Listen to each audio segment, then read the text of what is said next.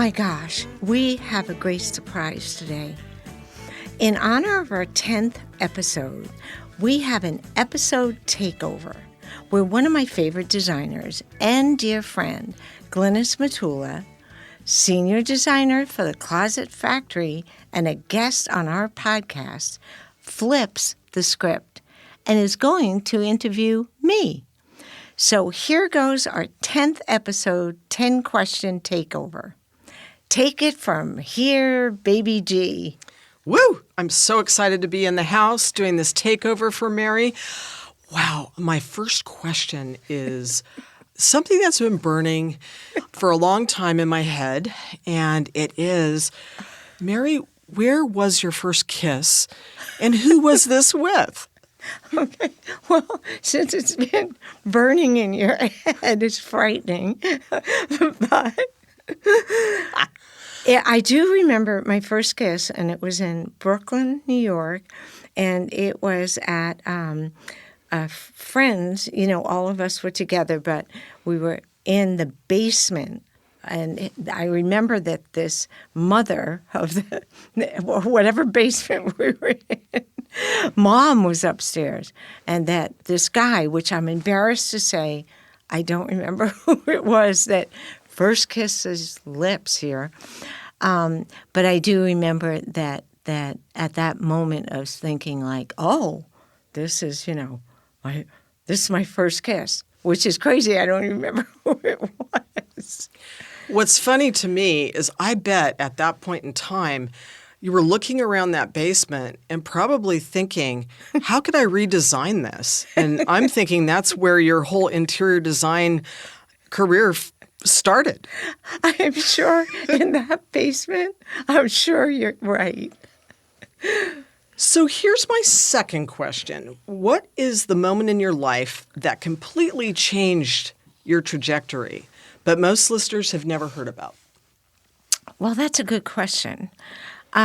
Because my sister, was living in the Bronx. I was living in Brooklyn. And she had swallowed her upper like a denture, like a cap thing or something on her tooth, and it was lodged like in her esophagus or chest there. And my father's brother was a surgeon, so we always went to him for everything. My dad said to me, hey, do you want to join me and we'll drive up and take my sister to Uncle George's hospital in Brooklyn? And I said, sure. So we drove to the Bronx, and when we arrived, Jimmy Coyle, her next-door neighbor, was waiting with her as she had this thing lodged in her throat. And the minute I saw him, I thought he looked just like Paul McCartney, and it was the first time, instantly, I fell in love. And I wound up marrying him and having his son. So that did change the trajectory of my life. So you're crushing on Paul McCartney. All right. So third question, this is like a time machine question. So if you could go back and give your younger self one piece of advice before starting this podcast, what would that be, Mary? I think I think the biggest thing would be to trust myself and to have fun, enjoy the challenge of it, because it's a huge learning curve for me doing this. But to trust myself and to go, okay, this is, and enjoy it. Don't try and be a perfectionist about it. I think I can get behind that fun part. That's why you're here. Right? So my fourth question, this is more of a behind-the-scenes question. What's the biggest podcasting disaster you've ever had that listeners have never known about? Well, when at the beginning of the podcast, we were doing it in person here in Seattle at the Jack Straw studio, which we are today. But I would have people smack in front of me, so it was easier for me to do a one-on-one and relate with them. Uh-huh. And then we had Don Ruggles on, and he was in Denver. So I had to be have headsets on. Huh. So I had gotten myself looking, as good as I can look. Do you know what I mean? I had my hair all done. And You were everything. styling. I was styling. Okay, and I thought, okay, I'm confident. This is great. And then Daniel walks out and slaps these giant headphones on, and now I'm on a Zoom call with, Dawn in Denver, and I couldn't do anything. Like, I could see me. He was already on, and a whole side of my hair is sticking out of my head. And I'm like, I'm nervous to begin with because I was just getting the handle of doing this. But then I was just like, oh, I have to wear these headphones? This wrecked my whole image. Oh my gosh, nobody likes a bad hair day, right? No, they don't. No. So my fifth question is, tell us something about yourself that even your biggest fans would be shocked to learn. Okay, this is crazy, but I can sing the song Summertime, okay? Mm-hmm. And I do the whole thing with my lips. Like, I hit these really high notes, and I do lip singing, lip singing. Yeah. Mm-hmm. Can you give us a little No, taste? I can't. I tried to even practice on the way over here, but I'm out of touch with it right now. I may circle back. Okay. And once I get my lips back going, and once I do Summertime, you are not going to believe how great it is. Goodness. Yeah. I'm sure myself and your fans can hardly wait. Maybe it's for the 20th episode. Okay, we'll hold you to that, right, everybody? We will. So number 6, what is a question that you have debated with many people? Okay, this may sound absolutely crazy, but I have debated it with all different types of people. And it was, what would they do? This is the debate. If Godzilla appeared out of the water in downtown Seattle and started coming up the streets towards you, and you have to remember, he's a good 10 stories at least big. I mean, he's a big monster, but he's all wet. He's coming up from Pike's Market, and all of a sudden, you see him. What are you going to do? Are you going to run? My son thought it was very simple, his answer, because everybody gives a different one. Okay. And his was, everybody knows what you would do. You would run towards him. You never run away from him.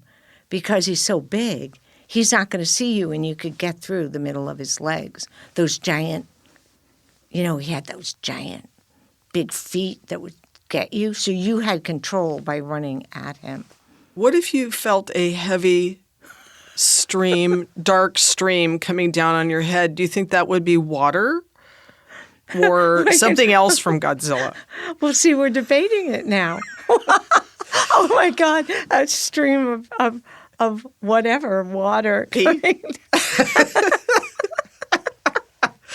I think you were right in your assumption that this might sound crazy. I think it does. Yeah. Does it sound crazy? But you actually came up with a new twist that nobody brought into this debate, which is, what if you're running towards them, which my son suggested, and what you're saying is, and water started I don't think it would be streaming water on if your it was hot water. Mm-hmm. All right, moving along. Question 7. If you were on an island and were only allowed to have one food source, and this is going to be for the rest of your life, Mary, Okay. what would it be? Would it be something sweet or would it be pasta? So are the parameters this? I'm on this island, just making sure, okay? And so if I pick a category like sweets, it could be, I could have chocolate cake, I could have milkshake, I could have cookies, I could have, so I'm in that category. Correct. But, okay, so I just want to make sure, sweets or pasta? Mm-hmm. And the answer is, they don't call me Pasta Mama for nothing. Okay, then. So you're on my list. So I'll have to make you my famous bucatini bolognese one of these days. All right? Yes. Sign you up? Yes. All right. Question 8. And this is kind of an alternate universe kind of question. If you weren't doing what you're doing today, what career would you secretly love to try? I've always I've always wanted to be a hip hop dancer. Oh my! Like J-Lo started off as a hip hop dancer in Living Color. She was a did. fly girl. She so did. like that. Yeah, and maybe see, I'd be a backup. I don't want to be forefront. I want to be a backup dancer, and maybe it could be Taylor Swift. I don't know, but I would be that good. I would be that good that they go, I can't believe it. I could be at the Super Bowl, but I would do hip hop that would blow your mind. But I can't really dance well. So I don't know if it'll happen, but secretly, I would love to try it. And you know what? It's fine for it to be secret because it's your alternate universe. That's very true. So now I don't have to prove myself to anybody. Exactly. Okay. Are you ready for question 9? You bet. Who is your dream dinner guest and why? Paul McCartney. And why? Again. You said why? And I say, who else would you want? I mean, really, if I had a dream dinner guest, he'd be sitting there. You know, Paul McCartney is, I don't know if you know this. I just happen to know this weird tidbit about him. He's in the Guinness Book of World Records. He has quite a few of them. One is the most famous, recording artist.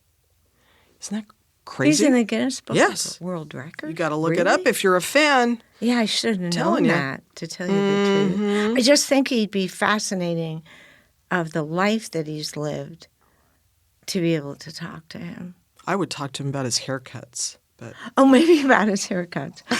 And I do have another dream hangout with that isn't him. But to have dinner with, which would be a little more civil, would be Paul McCartney.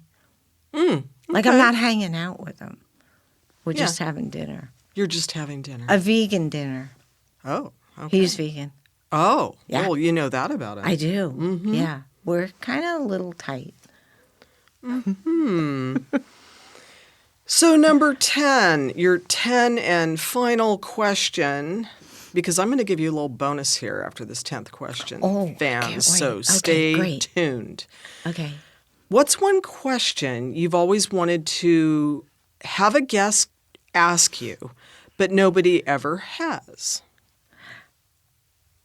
One of the questions was, because I've been asked it, of how many cars I've owned. And then I started to count them, and it was too many to count. I can't tell you how many cars. I've owned so many cars. Is it over 100? Maybe. I don't know. But I know my husband was an auto broker, and he could not even believe with how many cars he went through, of how many cars I have in pictures or something. You go, you owned an English Ford? No, I owned 2 of them. One had an accident. Oh, you owned a GTO? You owned a Malibu? You owned a Super Sport? Yeah, I'd be, oh yeah, no, I had that. I like 5-speed cars. He'd be, what? Yeah, I've owned a lot of cars. That's a lot. Yeah. A lot of different styles, And too. especially how the demise of the last 2 cars went. Let's not forget my Ford Explorer catching fire and blowing up with me in it. Nice. Well, at least you're still alive. I am, to talk about how many cars I have.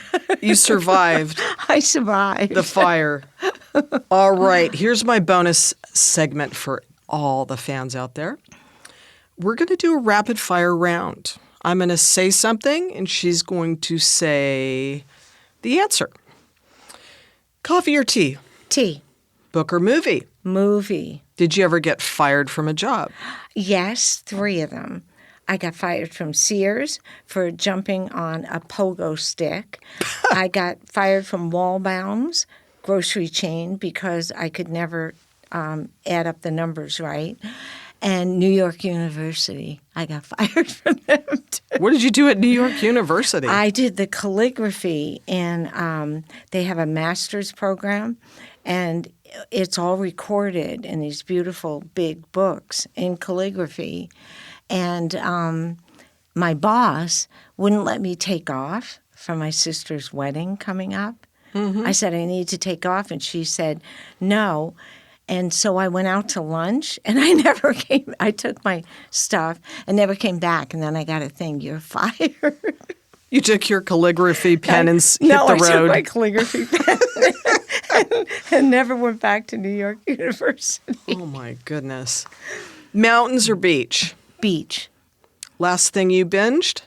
Hacks. Oh, I thought you'd say some food.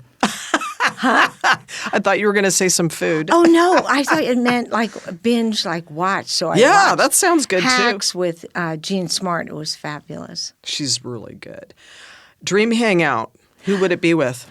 It's always been with Steven Tyler from Aerosmith. And he recently, I just saw a thing on Instagram where he's gotten sober and people were supporting him in this endeavor. And so I thought, well, what the heck? I wrote to him and messaged him. I'm not kidding, like a week ago.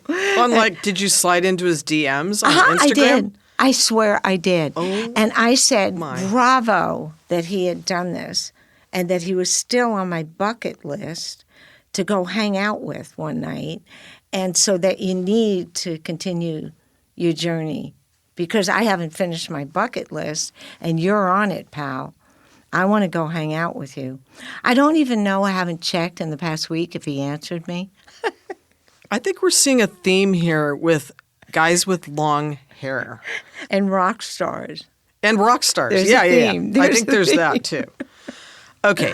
Favorite comfort food? Well, like I already said, pasta. Biggest pet peeve? Being kept waiting. Hidden talent? That I'm an avid equestrian and I've ridden many Grand Prix horses. Fun. So one word for the next 10 episodes. Extraordinary. Awesome. Mary, this has been a great time. I want to thank all the listeners for allowing me to take over and turn the tables on Miss Mary Cox. Thank you for tuning in. We appreciate you. Yes, and thank you, all of you. One, for Glynis coming in and having this fun. And also for 10 episodes, we're just so appreciative that you chose to spend your time with us. And we'll continue to surprise you with guests who will remind you that it's your space.